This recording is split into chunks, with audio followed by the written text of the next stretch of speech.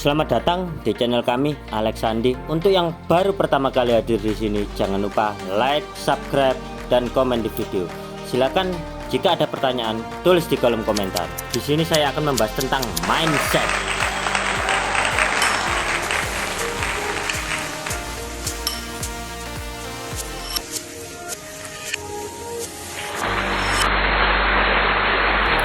Usahakan tonton dan dengar video ini sampai selesai, karena di setiap detik, setiap menit ada ilmunya, supaya bisa memahami ilmu penting di dalamnya, yang secara tidak sadar akan masuk ke dalam pikiran alam bawah sadar kalian.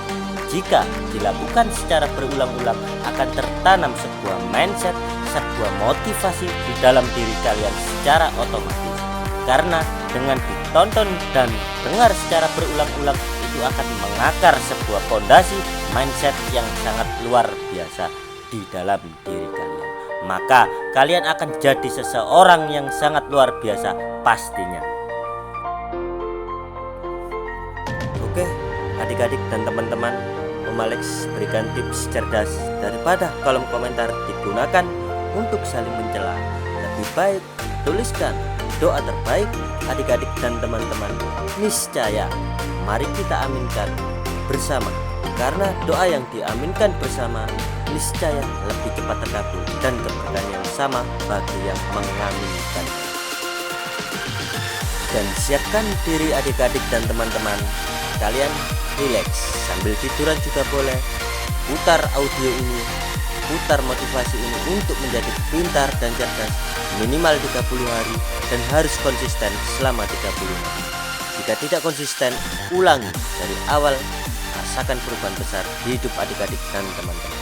Karena sesuatu yang diulang-ulang berulang kali akan menjadi mindset yang tertanam di dalam alam bawah sadar. Rahasia pintar dan cerdas selanjutnya. Miliki rasa senang untuk menjadi pintar dan cerdas seketika.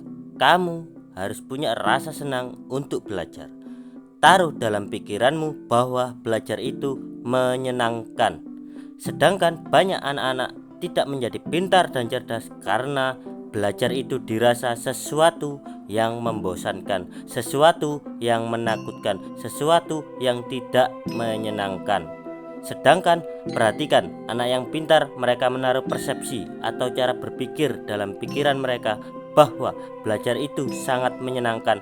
Mengapa menyenangkan? Karena dengan belajar ia mengetahui hal-hal yang baru. Dengan belajar maka pikiran dan otak mereka dilatih untuk menjadi lebih baik lagi dan lebih pintar lagi.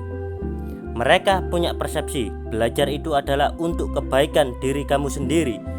Adik-adik dan teman-teman, belajar yang menyenangkan, bagaimana caranya? Gunakanlah segala sesuatu yang membuat hati kamu senang. Ketika kamu belajar di rumah, pikiranmu, hatimu harus pertama-tama merasakan bahwa belajar itu sesuatu yang mengasihkan, sesuatu yang menyenangkan. Jika dalam pikiran adik-adik dan teman-teman mengatakan kalau belajar itu menyenangkan, maka hati adik-adik dan teman-teman akan merasa gembira ketika belajar.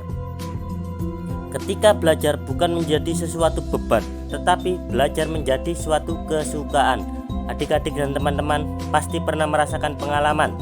Ketika belajar dengan hati yang sedih, maka pelajaran akan susah dipelajari dan dipahami. Ketika belajar dengan hati yang kesal, maka pelajaran itu tidak masuk dalam otak kamu. Ketika belajar dalam perasaan yang tidak suka, bimbang, bosan, maka pelajaran-pelajaran itu adik-adik rasa begitu sulitnya untuk masuk ke dalam pikiranmu, begitu sulit untuk menghafal rumus. Tetapi ketika adik-adik punya rasa yang menyenangkan, hati yang gembira, hati yang bersuka cita, maka pelajaran itu begitu mudah. Rasa pelajaran itu menjadi menyenangkan dan mudah diingat. Adik-adik lebih gampang di dalam belajar. Berarti, nah ini poinnya, kesimpulannya adalah ketika belajar miliki rasa senang hati. Cari cara untuk menyenangkan kamu. Bagaimana belajar? Mungkin ada yang senang membuat gambar, maka belajarlah dengan gambar, dengan warna-warni. Belajarlah dengan pensil warna atau alat-alat yang menggunakan warna. Buatlah sesuatu yang menyenangkan.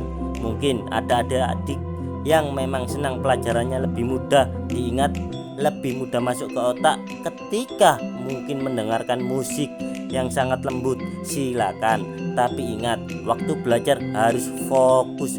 Jangan belajar sambil pegang handphone atau belajar sedang menonton televisi. Itu tidak boleh, tidak bagus.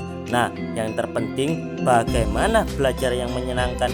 Belajar yang menyenangkan itu tetap harus fokus, tetapi hatinya harus gembira. Dengan hati yang gembira, dengan hati yang senang, pelajaran itu sangat mudah. Jadi adik-adik dan teman-teman, milikilah hati yang gembira untuk belajar. Dengan hati yang gembira, maka adik-adik dan teman-teman memulai sesuatu perubahan di dalam cara belajar. Kamu cari cara untuk belajar yang menyenangkan. Setiap anak pasti berbeda-beda bagaimana belajar yang menyenangkan.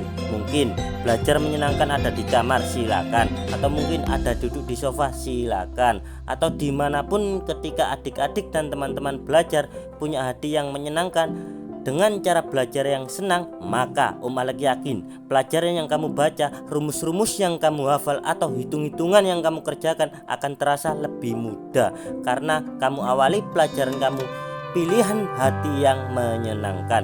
Salam sukses selalu dan semangat dari Om Alex Sandi. Oke teman-teman, kali ini ilmu ini wajib praktek. Biar apa? Biar kalian bisa memetik manfaat, memetik ilmu simpel ini. Terima kasih.